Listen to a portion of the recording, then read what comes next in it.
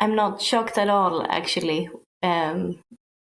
We wrote this paper because we have a good hand. We are aware of the levels in the environment. We're environmental scientists who've worked on this topic for many years.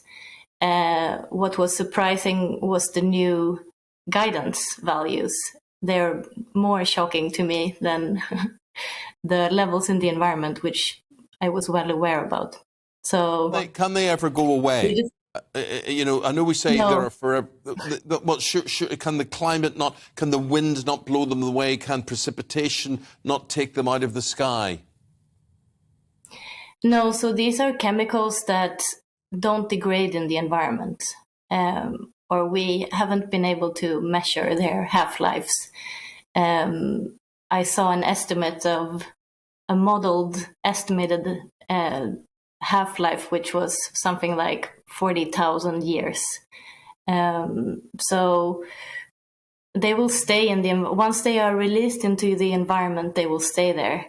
And we can't really remove them from there in any efficient way. Okay, we can't remove them. Are there any areas, Doctor, where the rainwater is less affected by this? You know, for example, less populated areas, or the sort of Antarctica, for example? Yeah, so very remote, faraway places have lower levels than some places where there are maybe industries that use these substances. And we've also found that levels in some coastal areas can be higher because it's coming back from the oceans. The substances that have been released end up in the oceans, but then they are transported back from the oceans to the air via water droplets. You started off saying, you weren't surprised by all of this because you're up close and personal, you study this, you know this.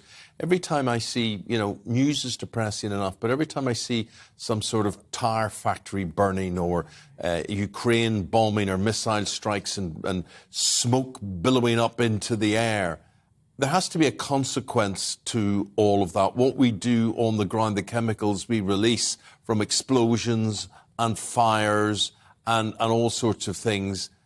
I suppose when I listen to you now, it is obvious that it goes up there and it's not coming down again. Well, it is coming down again in this case, and that's the problem, or part of the problem. It's coming down with the rain and goes back into just the system. It goes into our food and into our drinking water. So part of the problem is that it circulates. Yeah. But is all of this going to kill us? What harm is this going to have on our health? We don't really know, actually.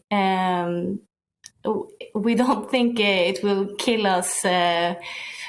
If you have some drinking water, you will not drop dead. But so these new guideline values that some countries have set for drinking water, they are based on new information about at what levels these chemicals affect humans. And that was a study on immune response in children.